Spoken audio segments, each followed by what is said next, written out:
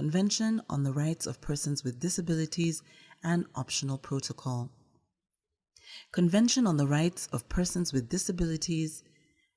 Preamble. The states parties to the present convention.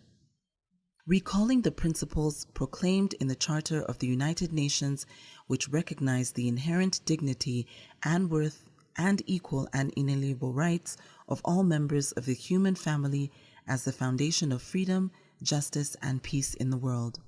B. Recognizing that the United Nations in the Universal Declaration of Human Rights and in the International Conventions on Human Rights has proclaimed and agreed that everyone is entitled to all the rights and freedoms set forth therein without distinction of any kind. C. Reaffirming the universality, indivisibility, interdependence, and interrelatedness of all human rights and fundamental freedoms, and the need for persons with disabilities to be guaranteed their full enjoyment without discrimination. D.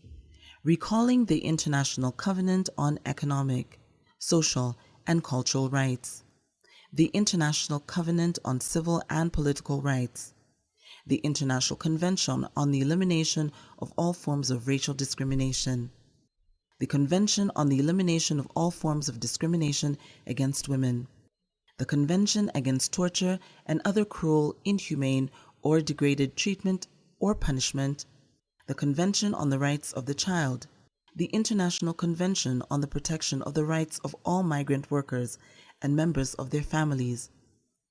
E. Recognizing that disability is an evolving concept and that disability results from the interaction between persons with impairment and attitudinal and environmental barriers that hinder their full and effective participation in society on an equal basis with others.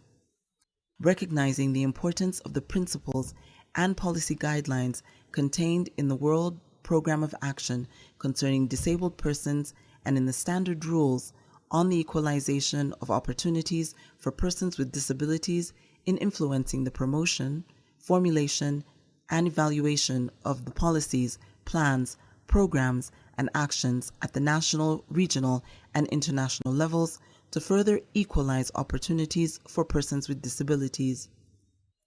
G.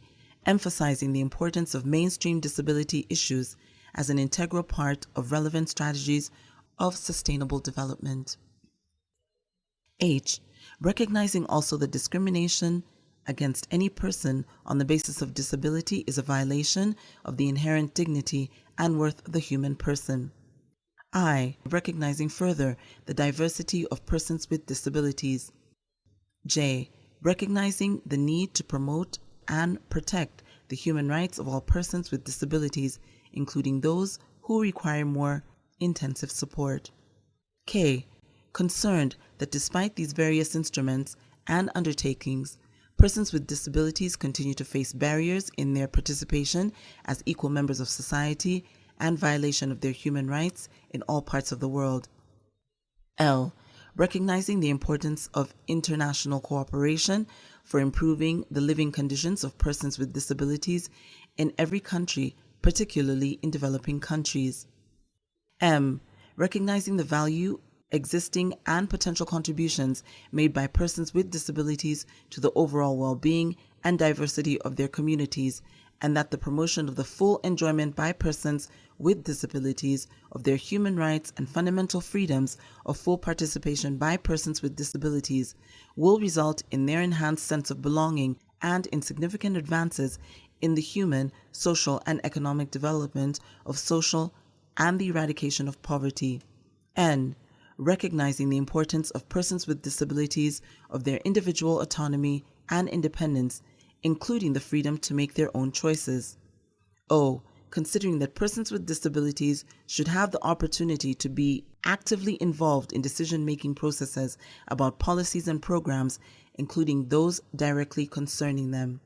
P. Concerned about the difficult conditions faced by persons with disabilities who are subject to multiple or aggravated forms of discrimination on the basis of race, color, sex, language, religion, political or other opinions, national, ethnic, indigenous, or social origin, property, birth, age, or other status. Q. Recognizing that women and girls with disabilities are often at greater risk, both within and outside the home, of violence, injury, or abuse, neglect or negligent treatment, maltreatment, or exploitation. R. Recognizing that children with disabilities should have full enjoyment of all human rights and fundamental freedoms on an equal basis with other children, and recalling obligations to that end undertaken by the states parties to the Convention on the Rights of the Child. S. Emphasizing the need to incorporate a gender perspective in all efforts to promote the full enjoyment of human rights and fundamental freedoms by persons with disabilities. T. Highlighting the fact that the majority of persons with disabilities live in conditions of poverty, and in this regard recognizing the critical role to address the negative impact of poverty on persons with disabilities. U.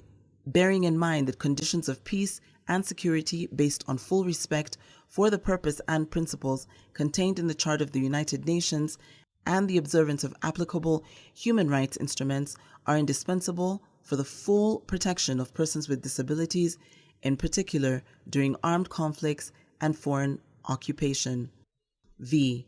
Recognizing the importance of accessibility to the physical, social, economic, and cultural environment, to health and education, and to information and communication in enabling persons with disabilities to fully enjoy all human rights and fundamental freedoms. W. Recognizing that the individual having duties to other individuals and to the community to which he or she belongs is under a responsibility to strive for the promotion and observance of the rights recognizing in the International Bill of Human Rights. X. Convinced that the family is the natural and fundamental group unit of society and is entitled to protection by society and the state, and that persons with disabilities and their family members should receive the necessary protection and assistance to enable families to contribute toward the full and equal enjoyment of the rights of persons with disabilities. Y.